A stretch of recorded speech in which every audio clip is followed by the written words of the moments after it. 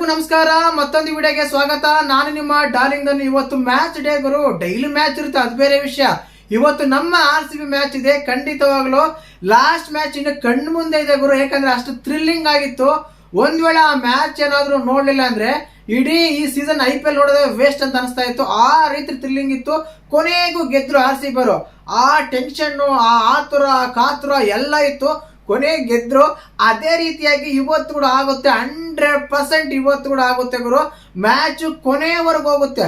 ಯಾರು ಗೆಲ್ತಾರೆ, pitch report ಯಾವ ರೀತಿ ಇದೆ, ವಾಟ್ ಈಸ್ ದ ಟ್ಯಾಕ್ಟಿಕ್ಸ್ ಅಂತ ಹೇಳ್ಬೋದು, ಏನಾಗುತ್ತೆ, ಎಲ್ಲ ಆಡ್ತಾರೆ, ನೆಗೆಟಿವ್ಸ್ ಏನು, ಪಾಸಿಟಿವ್ಸ್ ಏನು, ಯಾವ ಟೀಮ್ ಹೇಗಿದೆ ಅಂತೆಲ್ಲ ಮಾತಾಡೋಣ. ದಯವಿಟ್ಟು ಚಾನಲ್ ಯಾರು ಹೊಸ ನೋಡ್ತಿದ್ರೆ ಮಿಸ್ ಮಾಡಿದ್ರೆ ಸಬ್ಸ್ಕ್ರೈಬ್ ಮಾಡಿ. ಮೇನ್ ಆಗಿ ವಿಡಿಯೋ ಕೆಳಗಡೆ ಕಮೆಂಟ್ ಮಾಡಿ ಯಾರು ಗೆಲ್ತಾರೆ ಅಂತ ಪ್ರಿಡಿಕ್ಟ್ ಮಾಡಿದ್ಮೇಲೆ ನಿಮ್ಮ ಹೆಸರು ನನ್ನ ವಿಡಿಯೋದಲ್ಲಿ ಖಂಡಿತವಾಗ್ಲೂ ಬರುತ್ತೆ. ಯಾರಾದ್ರೆ ಕರೆಕ್ಟ್ ಆಗಿ ಪ್ರಿಡಿಕ್ಟ್ ಮಾಡಿರ್ತಾರೋ ಅವ್ರ ಹೆಸರು ವಿಡಿಯೋದಲ್ಲಿ ಹೇಳ್ತೀನಿ. ಇಂಥ ಹೆಸರುಗಳು ಕರೆಕ್ಟ್ ಆಗಿ ಪ್ರಿಡಿಕ್ಟ್ ಮಾಡಿದ್ರು ಅಂತ. ಲಾಸ್ಟ್ ಮ್ಯಾಚ್ ಅಲ್ಲಿ 4 ಜನ ಮಾತ್ರ ಪ್ರಿಡಿಕ್ಟ್ ಮಾಡಿದ್ರು. ಅವ್ರ ಹೆಸರು ಆಲ್ರೆಡಿ ಹೇಳಿದೀನಿ, ಮತ್ತೊಮ್ಮೆ ಹೇಳ್ತೀನಿ. ತಿಮ್ಮಾರೆಡ್ಡಿ ನಾಯಕ್, ಮಮತಾ, ಅಮಿತ್ ಮತ್ತೆ ಧರ್ಮ ಅಂತ 4 ಜನ ಮಾತ್ರ GT ಗೆಲ್ಲುತ್ತೆ ಅಂತ ಹೇಳಿದ್ರು. ಅವ್ರ ಹೆಸರುಗಳು ಹೇಳಿದೀನಿ, ಮತ್ತೊಮ್ಮೆ ಹೇಳಿದೀನಿ. ಸರಿನಾ? ನಾಳೆ ವಿಡಿಯೋದಲ್ಲಿ ಖಂಡಿತವಾಗ್ಲೂ ನಿಮ್ಮ ಹೆಸರು ಬರುತ್ತೆ. ಇವತ್ತು ಕಮೆಂಟ್ ಮಾಡಿ KKR ಗೆಲ್ಲುತ್ತಾ RCB ಗೆಲ್ಲುತ್ತಾ ಅಂತ. ನನ್ನ ಪ್ರಿಡಿಕ್ಷನ್ ಏನಂತ ಕೇಳ್ತಾರ, ಇನ್ಯಾರು ಗುರು, ನಮ್ಮ RCBನೇ ಗೆಲ್ಲೋದು. RCB almost all match win ಆಗುತ್ತೆ. ಸೂಪರ್ ಓವರ್ ಆಗೋ, ಲೋಡಿಂಗ್ ಆಗೋ ಸಾಧ್ಯತೆ ಅಂತ ಹೇಳ್ಬೋದು ಅನ್ಸುತ್ತೆ. ಯಾಕೆ ಅಂದ್ರೆ ಲಾಸ್ಟ್ ಮ್ಯಾಚ್ ನೋಡಿದ್ಮೇಲೆ ಅದೇ ರೀತಿ ಅನಿಸ್ತಾ ಇತ್ತು. ಒಳ್ಳೆ ಥ್ರಿಲ್ಲಿಂಗ್ ಮ್ಯಾಚ್ ಅಂತ ಇರುತ್ತಪ್ಪ. ಇದಂತೂ 100% ಸತ್ಯ. ಕೊನೆ ಓವರ್ವರೆಗೂ ಮ್ಯಾಚ್ ಹೋಗುತ್ತೆ. ಇದಂತೂ 100% ಕೊನೆವರೆಗೂ ಹೋಗುತ್ತೆ. ಕೊನೆವರೆಗೂ ಇರುತ್ತೆ ಮ್ಯಾಚು. ಅದರಲ್ಲೂ ಕೂಡ ನಮ್ಮ RCB ಗೆಲ್ಲುತ್ತೆ ಅಂತ ನಾನು ಪ್ರಿಡಿಕ್ಟ್ ಮಾಡ್ತೀನಿ. ಇನ್ನು ಮ್ಯಾಚ್ ಬಗ್ಗೆ ಮಾತಾಡ್ಬೇಕಂದ್ರೆ ನಮ್ಮ RCBಗೆ ಹೋಮ್ ಗ್ರೌಂಡೇ, ಬಟ್ ಬೆಂಗಳೂರಲ್ಲ, ರಾಯಪುರದಲ್ಲಿ ಆಡ್ತಾರೆ. ಈ ಪಿಚ್ ರಿಪೋರ್ಟ್ ಯಾವ ರೀತಿ ಇದೆ, ಪ್ಲೇಯಿಂಗ್ ಲೆವೆಲ್ ಅಲ್ಲಿ ಯಾರು ಆಡ್ತಾರೆ ಅಂತ ಹೇಳೋದಾದ್ರೆ ಖಂಡಿತವಾಗ್ಲೂ ಈ ಪಿಚ್ ಬಗ್ಗೆ ಮಾತಾಡಲೇಬೇಕಂದ್ರೆ ಲಾಸ್ಟ್ ಮ್ಯಾಚ್ ನೋಡಿರ್ತೀರ ನೀವೇನೆ. ಯಾಕೆ ಅಂದ್ರೆ this pitch was Mumbai and RCB distribute challenging surface. Pitch ನೋಡಿರ್ತೀರ ಯಾವ ರೀತಿ ಇತ್ತು. ಆ ಪಿಚ್ ಅಲ್ಲಿ ಕೇವಲ 160 ಹೊಡೆದನೆ ಅವರು ನಮ್ಮ RCB ಕರೆಕ್ಟಾಗಿ ಬ್ಯಾಟಿಂಗ್ ಆಡಿಲ್ಲ. ಆ ಪಿಚ್ಚಲ್ಲಿ 160 ಹೊಡೆದ್ರು ಕೂಡ 160ನ ಈಸಿಯಾಗಿ ಚೇಂಜ್ ಮಾಡೋಕ್ಕಾಗಿಲ್ಲ. ಕೊನೆವರೆಗೂ ಹೋಯ್ತು. ಅದು ಕೂಡ ಓವರ್ ಲಾಸ್ಟ್ ಮೇಲೆ ಭುವನೇಶ್ವರ್ 6 ಹೊಡಿತಾರೆ, 4-3 ವೈಡ್ ಹಾಕ್ತಾರೆ, ನೋಬಾಲ್ ಹಾಕ್ತಾರೆ, ಕ್ಯಾಚ್ ಎಲ್ಲ ಬಿಡ್ತಾರೆ. ಅದಾದ್ಮೇಲೆ ಗೆದ್ದಿದ್ದು ಒಂದು ಇತಿಹಾಸನ ಅಂತ ಹೇಳ್ಕೋಬಹುದು ಖಂಡಿತವಾಗ್ಲು. ಆ ರೀತಿ ಗೆದ್ರು. ಮತ್ತೆ ಇವತ್ತಿನ ಪಿಚ್ ಅದೇ ಆಡ್ತಾರ, ಬೇರೆದಾಡ್ತಾರ ಅಂತ ಹೇಳೋದಾದ್ರೆ ಖಂಡಿತವಾಗ್ಲು ಬೇರೆ ಪಿಚ್ ಇರುತ್ತೆ. ಆದರೆ ಸೇಮ್ ಪಿಚ್ ಅಂದ್ರೆ ಸೇಮ್ ಬ್ಲಾಕ್ ಸೈಲ್ ಪಿಚ್ ಆಡಿದ್ವಲ್ಲ, ಅದೇ ಬ್ಲಾಕ್ ಸೈಲ್ ಪಿಚ್ ಅಲ್ಲೇ ಮಿಕ್ಸ್ಡ್ ಪಿಚ್ ಅಲ್ಲಿ ಆಡ್ತಾರೆ, ರೆಡ್ ಅಂಡ್ ಬ್ಲಾಕ್. ಈ ಒಂದು ಪಿಚ್ ಅಲ್ಲಿ ಕೂಡ ಖಂಡಿತವಾಗ್ಲೂ ಏನಾಗುತ್ತೆ ಅಂದ್ರೆ still down. First innings average score only 160-180, 180-185 score ಕೊಟ್ರೆ ಆರಾಮಾಗಿ ಡಿಫೆಂಡ್ ಮಾಡ್ಕೋಬಹುದು, ಆರಾಮಾಗಿ ಗೆಲ್ಬಹುದು ಅಂತ ಪಿಚ್ ರಿಪೋರ್ಟ್ ಹೇಳ್ತಾ ಇದೆ. ಖಂಡಿತವಾಗ್ಲೂ ಕಷ್ಟ ಕೂಡ ಆಗುತ್ತೆ ಸೆಕೆಂಡ್ ಬ್ಯಾಟಿಂಗ್ ಆಡೋರಿಗೆ ಅಂತ ಹೇಳ್ತಾ ಇದ್ದಾರೆ. 160 still went in the final ball. Gets assistant bowlers another similar surface.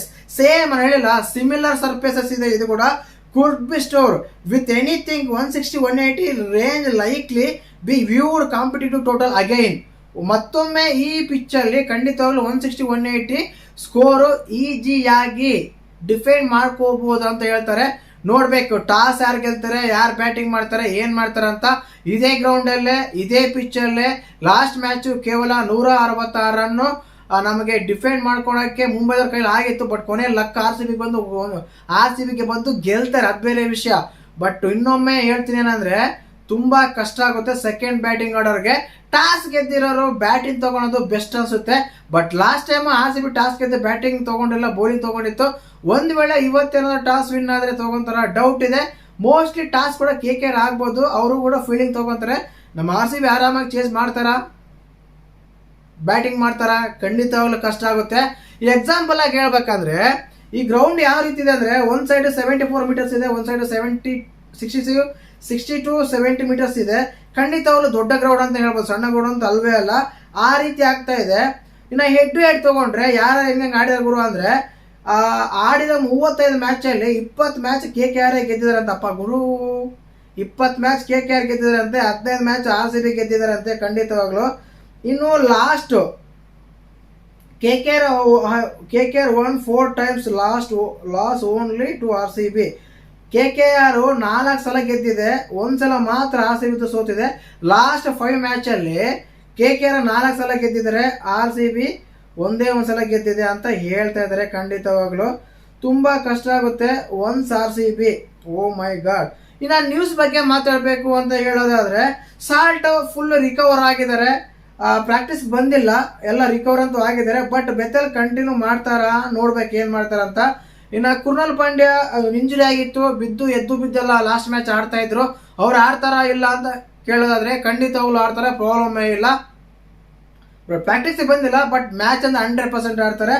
Phil Salt ನಾಳೆ ಬರುವ ಸಾಧ್ಯತೆ ಇದೆ, ನೋಡ್ಬೇಕು ಏನ್ ಮಾಡ್ತಾರ, ತಗೊಂಡ್ಬರ್ತಾರ ಇಲ್ಲ ಇದು ಮಾಡ್ತಾರ ಅಂತ ಗೊತ್ತಿಲ್ಲ. ಇನ್ನು ಮ್ಯಾನ್ಯುವಲಿ ಪಿಚ್ ಅಂದ್ರೆ ಈ ಪಿಚ್ ಅಲ್ಲಿ ತುಂಬಾ ಕಠಿಣ ಕಾರಣ. ಜಿತೇಶ್ ಶರ್ಮಾ ಆಗಿರ್ಬೋದು, ಡೇವಿಡ್ ಆಗಿರ್ಬೋದು, ರೋಮಿಯಾರೋ ಶಫರ್ಡ್ ಆಗಿರ್ಬೋದು, ಜಾಸ್ತಿ ನೆಟ್ ಅಲ್ಲಿ ಪ್ರಾಕ್ಟೀಸ್ ಮಾಡ್ತಾ ಇದ್ರ ಅಂದ್ರೆ ಯಾಕೆ ಅಂದ್ರೆ ಇವ್ರ ಮೂರಿಂದಾನೆ ಸ್ಕೋರ್ ಬರ್ತಾ ಇಲ್ಲ. ವಿರಾಟ್ ಕೊಹ್ಲಿ ವಿಕೆಟ್ ತುಂಬಾ ಇಂಪಾರ್ಟೆಂಟ್ ಆಗುತ್ತೆ, ತುಂಬಾ ಸಲ ಹೇಳಿದ್ದೀನಿ, ಈಗ ಮತ್ತೊಮ್ಮೆ ಹೇಳ್ತೀನಿ.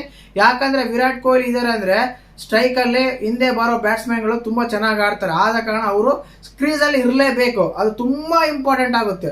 ಆದ ಕಾರಣ ಆಗ್ತಾ ಇದ್ದಾರೆ. ಬಟ್ ಪ್ಯಾಟಿಸನ್ಸ್ ಅಷ್ಟೊಂದೇನಿಲ್ಲ. ಇನ್ನು ಅದೇ ರೀತಿಯಾಗಿ ಭುವನೇಶ್ವರ್ ಕುಮಾರ್ ಒಳ್ಳೆ ಟಚ್ ಅಲ್ಲಿ ಇದ್ದಾರೆ. ರಹಾನೆ ತುಂಬಾ ಸಲ ಡಿಸ್ಮಿಸ್ ಮಾಡಿದಾರಂತೆ. ಆಲ್ಮೋಸ್ಟ್ ಅಲ್ಲಿ 18 ಇನ್ನಿಂಗ್ಸ್ ಅಲ್ಲಿ 8 ಸಲ ಔಟ್ ಮಾಡಿದಾರಂತೆ. Hazlewood dismiss Phil Allen twice 3 times.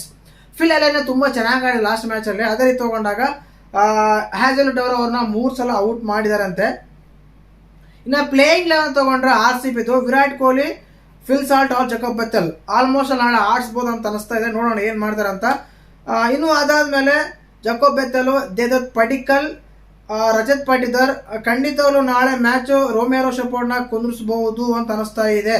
ಕಾರಣ ಏನಂದ್ರೆ ಅವ್ರ ಪ್ಲೇಸ್ ಅಲ್ಲಿ ಅದೇ ಆಲ್ರೌಂಡರ್ ಆಗಿರೋ ಇವ್ರನ್ನ ಹಾಕೊಂತಾರೆ. ಯಾರನ್ನ ಹೇಳಿ, ವೆಂಕಟೇಶ್ವರ್ನ ಹಾಕೊಂತಾರೆ. ಒಳ್ಳೆ ಬ್ಯಾಟಿಂಗು ಮಾಡ್ತಾರೆ, ಬೌಲಿಂಗ್ ಹಾಕ್ತಾರೆ. ಅವ್ರು ಕೂಡ ಬೌಲಿಂಗು ಮಾಡ್ತಾರಲ್ಲ ಅವರು. ಆದ ಕಾರಣ ರೋಮಿಯಾರೋ ಶೆಫರ್ಡ್ನ ಇಗ್ನೋರ್ ಮಾಡಿ ವೆಂಕಟೇಶ್ವರ್ನ ಮ್ಯಾಚ್ಗೆ ಹಾಕೋಬಹುದು ಆಡ್ಸಕ್ಕಂತ ಅನಿಸುತ್ತೆ ಖಂಡಿತವಾಗ್ಲು.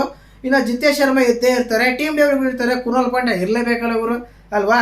ಇನ್ನು ಭುವನೇಶ್ವರ್ ಕುಮಾರ್, ಹ್ಯಾಜಲ್ವುಡ್ ಇರ್ತಾರೆ, ಸುಯಾಶ್ ಶರ್ಮಾ ಇರ್ತಾರೆ. ಹೆಂಗಂದ್ರೆ ಸ್ಪಿನ್ ಆಗಿದೆ, ಬಟ್ ಸ್ವಪ್ನಿಲ್ ಸಿಂಗ್ ಆಡಿಸ್ತಾರ, ಇವನ್ನೇ ತಗೊಂತಾರ ಅಂತ ನೋಡ್ಬೇಕು. ಬಟ್ ಇಲ್ಲಿ ಮೇನ್ ಆಗಿ ವೆಂಕಟೇಶ್ ಅಯ್ಯರ್ ಬ್ಯಾಟರ್ ಬಂದಿರೋ ಕಾರಣ ರಸ್ಕ್ ಸಲದ್ವರನ್ನ ಕುಂದಿರಿಸಿ ಜಕೋಬ್ ಡರ್ಬಿನ್ ಹಾಕೋಬಹುದು. ಏನಕ್ಕಂದ್ರೆ ಒಳ್ಳೆ ಬೌಲರ್ಸ್ ಆಗ್ತಾರೆ 3 ಜನ. ಭುವನೇಶ್ವರ್ ಆಗಿರ್ಬೋದು, ಜಕೋಬ್ ಡರ್ಬಿ ಆಗಿರ್ಬೋದು, ಹ್ಯಾಜಲ್ವುಡ್ ಆಗಿರ್ಬೋದು, ಅಲ್ಲಿ ಒಳ್ಳೆ ಇಂಟರ್ನ್ಯಾಷನಲ್ ಬೌಲರ್ಸ್ 3 ಆಗ್ತಾರೆ. ಆದ ಕಾರಣ ಒಂದು ಒಳ್ಳೆ ಇದಾಗುತ್ತೆ ಅಂತ ಮಾಡ್ಬೋದು. ಚೇಂಜ್ ಮಾಡ್ಬೇಕು ಅನ್ಸುತ್ತೆ. ರೋಮಿಯಾರೋ ಶೆಫರ್ಡ್ ಒಂದು 2 ಮ್ಯಾಚ್ ಕುಂದಿರಿಸಿ ಅವ್ರು ಕೂಡ ರಿಲೈಸ್ ಆಗ್ತಾರೆ, ರಿಲ್ಯಾಕ್ಸ್ ಆಗ್ತಾರೆ. ಅದಾದ್ಮೇಲೆ ಏನೋ ಚೆನ್ನಾಗಿ ಆಡ್ತಾರೆ ಅನ್ನೋ ಖಂಡಿತವಾಗ್ಲೂ ಕುಂದಿರಿಸಲೇಬೇಕಂತ ಅನ್ಸುತ್ತೆ. ನೋಡೋಣ ಏನ್ ಮಾಡ್ತಾರ. ಅದಿತ್ತು ಸೇಮ್ ಟೀಮ್ ಪ್ಲೇಯಿಂಗ್ ಅಂದ್ರೆ ಏನ್ ಮಾಡೋಕ್ಕಾಗಲ್ಲ.